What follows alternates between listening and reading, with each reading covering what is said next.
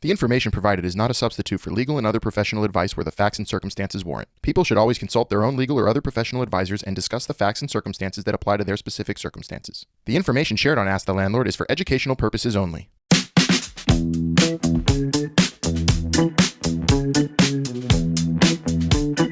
Hi everyone, welcome back to Ask the Landlord with your favorite landlord, Albert Dweck. I'm Melissa. I'm one of Albert's producers and a former New York City renter. And together, we're going to be asking this landlord some questions. How's it going, Albert? Good, Melissa. Happy New Year, and Happy New Year to our listeners. Happy 2023, everyone. We're excited. All right. Let's talk about resolutions. I think that's appropriate. So, do you have a story that you can share about an incident or a resolution you came to with a tenant that's an example of good communication between landlord and tenant? Was someone problematic? Did anything happen? Something that stands out that is a good lesson to other people. Thank you, Melissa, for that question. And something came up even yesterday that I wanted to share that really shocked me in a way. And I think it goes back to one of the themes we have here is that I think communication is the most important thing between a landlord and a tenant, and just picking up the phone or, scheduling an in-person meeting to talk about an issue. There's always time to resolve things amicably, no matter how far things go, right? So even yesterday, we've been in court with a particular tenant that hasn't paid rent in 5 years. And, the case was exacerbated by COVID and shutdowns and all that, but the person hasn't paid rent in 5 years. Basically, we have very few particular issues with collections, but this one just has lingered for a long time, and we're just waiting for the court process to play out. And even where the tenant didn't show up in court and just hasn't been communicative at all, and we're just unfortunately going through the eviction process and making progress now that we can. And as part of the court case now, at the end, I had to call the tenant or show that I called the tenant to ask them certain questions to make sure that they weren't military or whatever it is. Okay.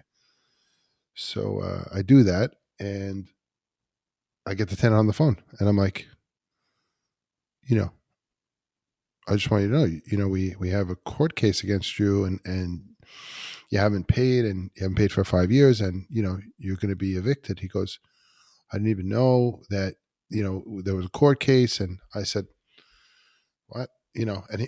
He goes, well, we had a problem with this and this in my apartment. I'm like, well, we could have fixed that. Why don't we start? So then imagine we're chasing this guy for 5 years for no money. And I have a conversation with the guy yesterday. He's like, I want to pay. And I'm like, I want to fix the stuff. And we want to resolve this. But we're at the 11th hour with a court case that we're almost done with. And, and then I called, some people that I work with, and I said, did you speak to this person? They said, no. And I said, that's a lesson for me in that, yes, there are some people that I really don't want to have them be in my buildings or around me because, either I made a mistake or having them, or it's not working out, for whatever. But, then if person wants to stay and pay, and why can't they have that opportunity to stay in their home, So that was a great reminder that there's always a chance to come to have communication where you think, oh, I haven't communicated with this person, and for whatever reason, we got into a rut of not communicating, and, it just happens, so it shows up on a report. Oh, this person, oh, we're in court. Oh, so you don't call, you're in like a certain mode. But what I learned yesterday again, which was a great lesson, is that there's always a chance to recover. Mm-hmm.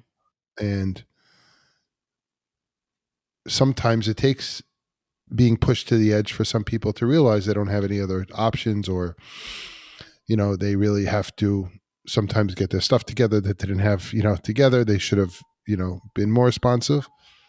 So I immediately took action with that particular person, and I said, let me get my property manager on the phone, and we're going to make an appointment to take care of your things. And, he's like, yeah, I'm going to do this and to pay the rent. And I'm like, that's amazing. So I'm hoping that we can resolve that. And I learned that there's no replacement for having a straight conversation with somebody,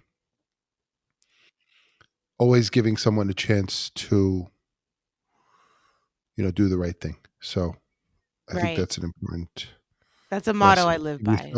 Give yourself a chance to do the right thing, and give the other person a chance to do the right thing. And sometimes taking a fresh approach to something that you think was not resolvable is useful.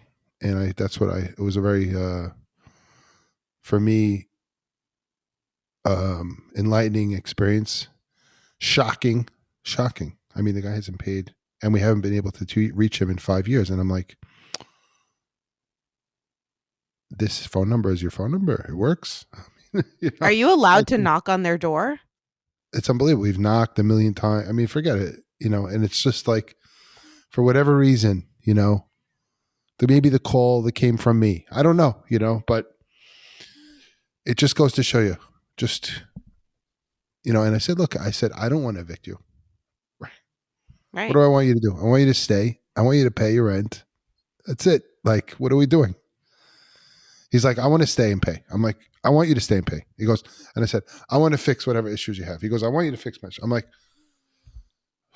so what are we doing? It's just that lack of communication that created this 5-year problem that probably, hopefully, could have been resolved, much sooner. It's so dumb. But who knows? I think also the circumstances of the past, 2.5, 3 years also probably played into it. I don't think 5 years of not paying rent in New York City is not common, correct? My mouth was open, like I'm in shock. Is that common? No. Okay. No, to be fair, we have only a couple people like that, and it certainly got exacerbated by the programs that the federal government came out with, and there was certainly were certainly some rules that had to be followed with what you can evict and can't evict the person. And so, and then the courts were backed up. Yeah, so it was right. So now are they staying in the apartment to end on a good note? Or we don't know. So right now they're there, and I'd like to resolve it, but but that's a fresh story. It came up yesterday. It's like, right. I'm gonna use that as an example with my team, and for a problem that I thought was unresolvable, is there a fresh approach to take to solve that? Like, yeah. So when you get someone's phone number, you call them right away, face to face, and say, "Is this your phone number?" You never know. Sometimes calling from a different number that they don't recognize, right? Right, and just say, "Hey, this is my number. If you need me, this is my number. Call me." That's right. Text me during business hours, and let me get your number so we can avoid these things. That's right. All right. That was a really interesting example. Super fresh, right? And I think we've talked about this in a lot of episodes. Communication is key from tenant perspective, from landlord perspective, from even if there's property management companies involved. Just over communicate in a lot of aspects in life is really beneficial. Right. Yeah. I think I think that's one of the messages and the purposes of the podcast is to bridge the gap between landlords and tenants so that, people can find common ground and get along and produce better housing situations for each other. And that's one example of just another example of, pick up the phone. There's human beings here, Right. We're all just people trying to live in the greatest city in the world. Yeah, totally. All right. Thank you so much, Albert. That was great. Thank you. For more episodes, please subscribe to Ask the Landlord on your favorite podcast platform. We'd appreciate it if you left a review on Apple Podcasts. If you'd like to watch the show, check out our Ask the Landlord YouTube channel. If you have a question for Albert, feel free to contact him on Instagram at @AskTheLandlord and check out his TikTok at @AskTheLandlord. Bridging the gap between landlords and tenants, this has been Ask the Landlord. Thanks for listening.